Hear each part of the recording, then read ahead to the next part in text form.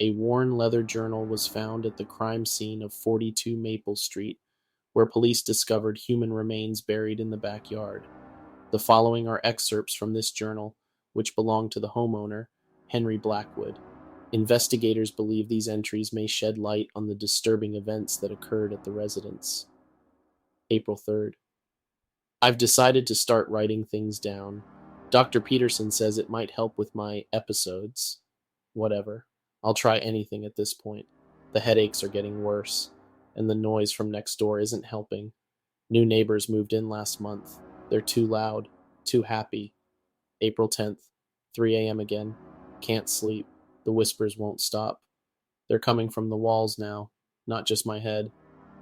I took a walk in the backyard to clear my mind. The soil feels different somehow. Softer, like it's breathing. April 15th, Mrs. Calloway from across the street brought me cookies today. She asked about the digging I've been doing at night. I told her I'm planting a garden. She smiled, but her eyes didn't. I don't think she believes me. I should be more careful.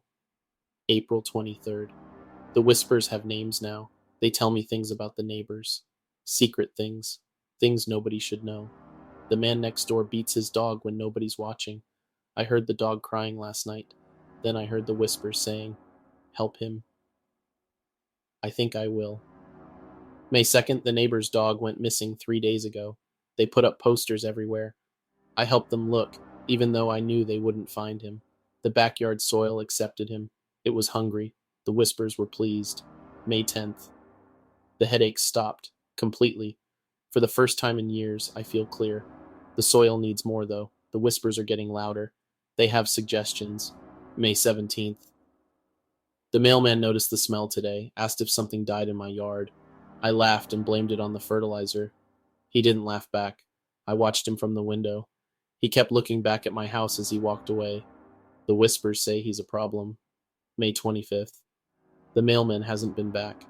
Someone new delivers the mail now. The whispers are happy. The soil in the backyard is rich and dark. My tomato plants are growing faster than they should. The fruits are oddly shaped, but they taste sweet. So sweet. June 7th, Mrs. Calloway came by again. She asked too many questions about the mailman, said she saw him walking toward my house that day but never leaving. I invited her in for tea. The whispers were excited to meet her. June 8th. The soil is getting crowded. I may need to expand the garden. June 15th. Police came by today asking about Mrs. Calloway. Apparently her son reported her missing. I told them I hadn't seen her in weeks. They looked at my garden for a long time. The tomatoes are massive now, almost pulsing. The whispers told me to offer the officers some to take home. They declined. June 30th.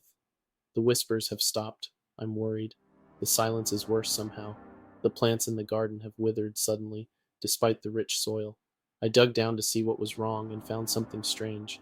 The bodies are gone. The soil is just soil again.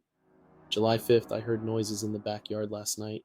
When I looked out the window, I saw them, all of them, standing in the garden, the dog, the mailman, Mrs. Calloway. Others I don't remember putting there. They weren't decomposed. They looked healthy. They were looking up at my window, waiting. July 6th. They're in the house now.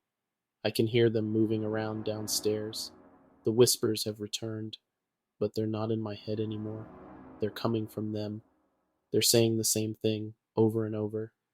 The soil is hungry. The soil needs more. I think they're coming up the stairs now. I think I finally understand.